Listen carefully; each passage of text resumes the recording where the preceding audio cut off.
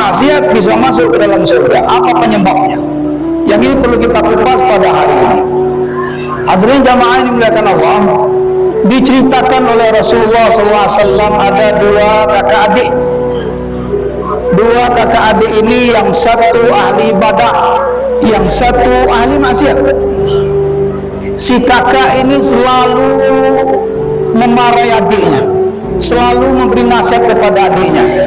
Janganlah kau berbuat maksiat, sholatlah kau, berbuat baiklah kau. Jawab adiknya apa? Tidak usah ikut campur urusan saya. Sekali lagi dia melihat adiknya berbuat maksiat, dia berkata lagi, berhentilah kau.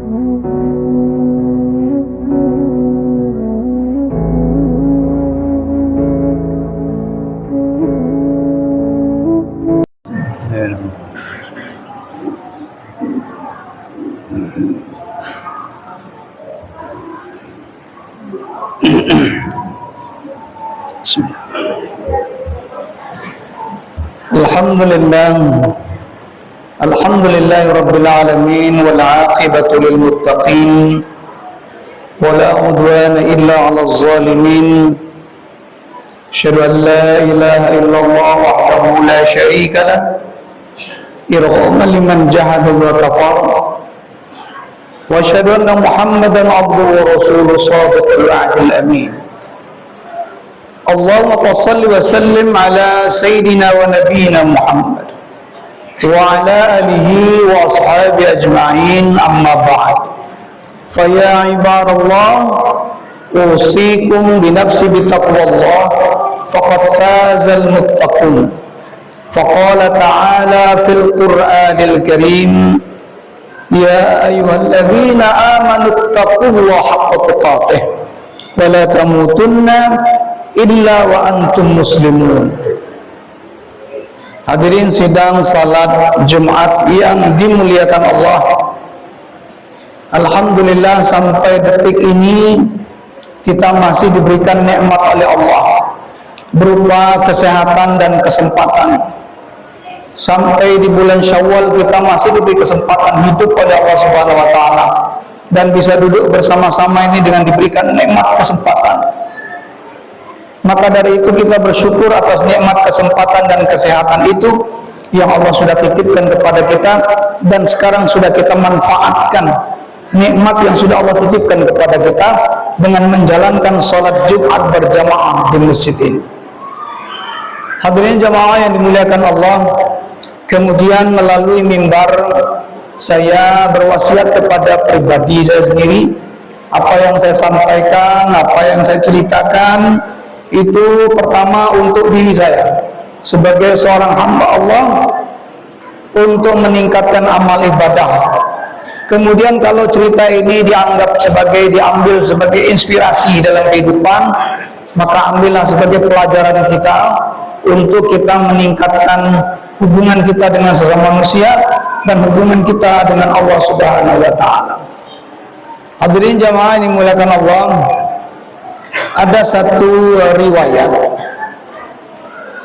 di situ, kalau dibuat judulnya adalah ahli ibadah masuk neraka, ahli maksiat masuk surga.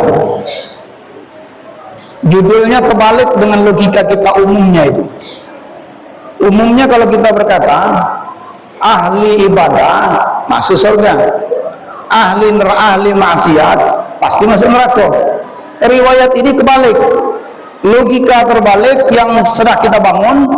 Tetapi dari judul ini sebenarnya kita cari penyebabnya. Kenapa seorang ahli ibadah bisa masuk neraka dan kenapa seorang ahli maksiat bisa masuk ke dalam surga? Apa penyebabnya? Yang ini perlu kita kupas pada hari ini. Hadirin jamaah yang dimuliakan Allah, diceritakan oleh Rasulullah SAW ada dua kakak adik. Dua kakak adik ini, yang satu ahli ibadah, yang satu ahli maksiat. Si kakak ini selalu memarahi adiknya, selalu memberi nasihat kepada adiknya. Janganlah kau berbuat maksiat, sholatlah kau, berbuat baiklah kau. Jawab adiknya apa? Tidak usah ikut campur urusan saya. Sekali lagi dia melihat adiknya berbuat maksiat, dia berkata lagi, berhentilah kau berbuat maksiat, tidak usah kau berbuat maksiat, kakek kau masuk neraka, tidak bakalan kau masuk surga. Apa jawab adiknya? Tidak usah ikut campur, tinggalkan aku, biarkan aku berurusan dengan Tuhanku, tidak usah kau ikut campur. Terakhir kali dia katakan dengan adiknya yang tadi berbuat maksiat, wahai saudaraku, berhenti berbuat maksiat, kau nanti pasti tidak akan bisa masuk surga, kau akan dimasukkan oleh Allah ke dalam neraka jahanam karena kau sudah berbuat maksiat.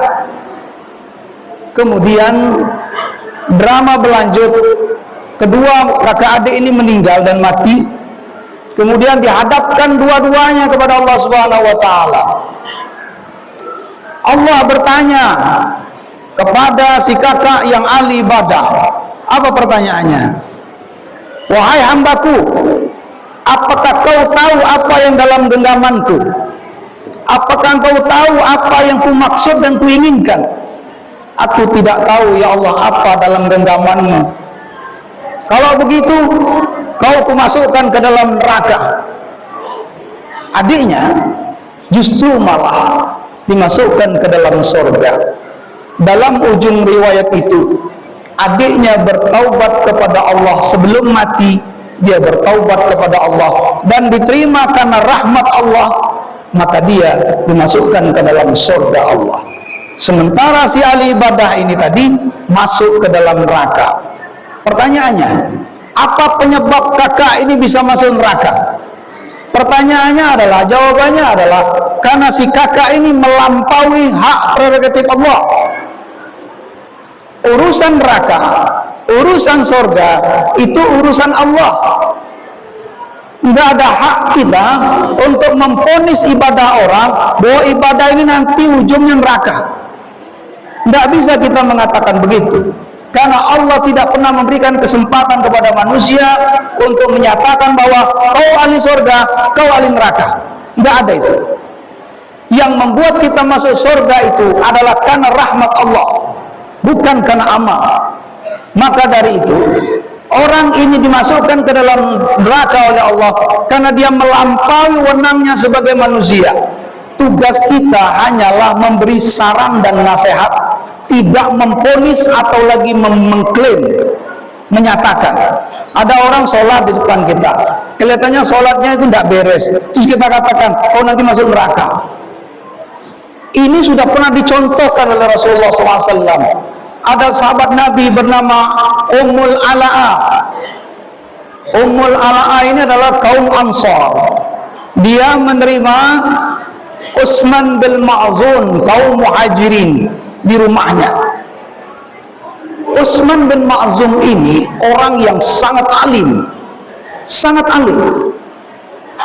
Begitu ketika Utsman bin Ma'zun meninggal dunia, Ummul Ala'a berkata di depan mayatnya, Utsman bin Ma'zun, apa katanya? Wahai saudaraku, kau telah dimuliakan oleh Allah Subhanahu wa taala. Kau telah diampuni dosa-dosamu. Kau telah dimuliakan oleh Allah. Ditegur oleh Muhammad dari belakang. Apa kata Nabi Muhammad? Dari mana kau tahu bahwa hamba ini sudah dimuliakan oleh Allah? Dari mana kau tahu sudah diampuni dosanya? Tidak ada yang tahu. Maka kita jangan semena-mena mengatakan begitu. Kita boleh menyatakan rekam jejaknya bagus, ibadahnya bagus. Apakah bagus menurut Allah? Belum tentu. Karena kita ini hanya melihat sekilas dalam cara diibadah sesuai dengan rukunnya mungkin. Tapi bisakah kita menyelami hati orang-orang yang ibadah itu? Bisakah kita melihat kedalaman hatinya ketika dia beribadah kepada Allah tersebut? Apakah dia beribadah kepada Allah itu dengan benar-benar ibadah? Apakah ada sesuatu di belakangnya? Itu kita nggak tahu. Maka kita hanya berdoa kepada Allah. Apa kata Rasulullah? Berdoa saja kalian kepada Allah, semoga orang ini diampuni dosanya. Nggak boleh mengklaim. Kita sering sekali mengklaim orang bahwa ini nanti pasti ahli neraka, ini nanti pasti ahli surga. Apalagi kita sering melihat ada orang sholat bertato, dia sudah rajin, dia masuk Islam, cuman tatonya banyak. Kemudian dia sholat, ada orang mengatakan sholat tidak sah, kau akan masuk neraka selama-lamanya. Tidak bijak kalau kita mengatakan begitu. Urusan neraka dan urusan surga adalah Allah Subhanahu wa Ta'ala. Mungkin saja orang yang tadi betul-betul alim dan betul-betul hatinya tulus ikhlas menghadap Allah Subhanahu wa Ta'ala. Jadi apa kata Rasulullah dalam hadisnya? La yunajji ahadum min amalihi. Kemudian apa kata Rasul artinya? Tidak akan pernah selamat, atau amal seseorang tidak bisa menyelamatkan orang itu. Sahabat menjawab, wala anta ya Rasulullah, bagaimana dengan engkau ya Rasulullah? Begitu pula dengan saya tidak tahu nasib saya besok itu. Apakah saya dimasukkan ke dalam neraka, apakah saya dimasukkan ke dalam surga? Saya tidak mengerti itu semua, kecuali ayyataghammadi birrahmah, kecuali kata Rasulullah, amalku dirahmati oleh Allah Subhanahu wa Ta'ala. Kesimpulannya bahwa surga itu rahmat, bukan lantaran amal. Tidak cukup amal kita, baru sholat tahajud 2 minggu sudah kita merasakan kita sudah ahli surga. Tidak cukup kalau dibandingkan dengan nikmat yang Allah berikan, rahmat yang Allah berikan kepada kita itu. Kalau ditimbang dengan amal kita, taruhlah kita mulai sholat umur 50 tahun, meninggal umur 70 tahun, hanya berapa tahun kita sholat, terus langsung kita menyatakan saya ahli ibadah dan saya ahli surga? Tidak bisa.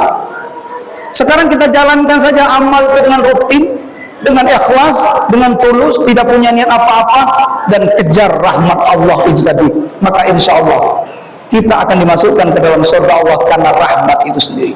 Hadirin jamaah ini muliakan Allah. Apa kata Allah dalam Al-Quran itu? Kamu tidak ada urusannya untuk menentukan orang itu diazab atau diberi surga. Jelas Al-Quran mengatakan begitu. Tidak ada kepentingan kita, hak kita untuk menyatakan itu semua. Maka dari itu pesannya dari cerita ini bagi kita, marilah kita ibadah, tidak usah kepo ngurusi ibadah orang lain, tidak usah menyatakan ibadah orang ini tidak beres akan masuk neraka, ibadahku lah yang paling baik dan aku adalah ahli surga. Tidak bisa kita menyatakan begitu.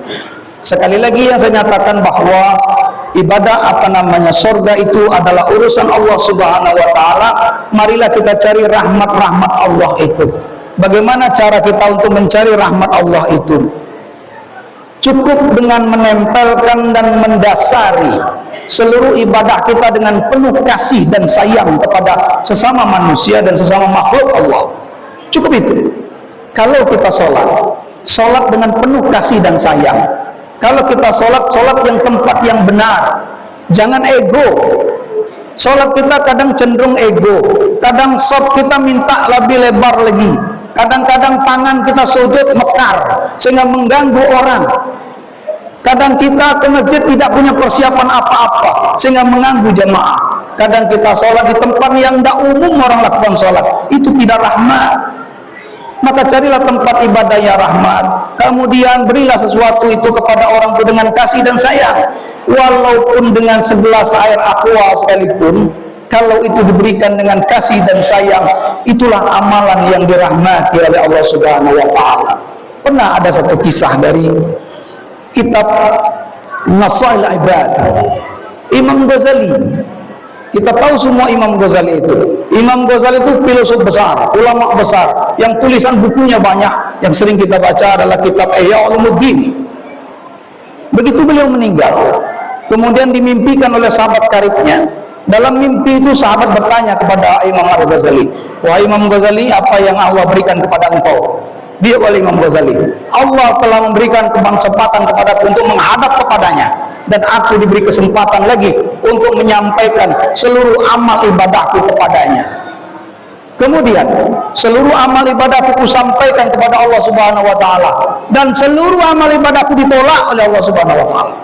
Coba kita bayangkan, sekaliber Imam Ghazali yang tulisannya banyak, amalnya banyak, zikirnya banyak, semuanya ditolak oleh Allah Subhanahu wa taala.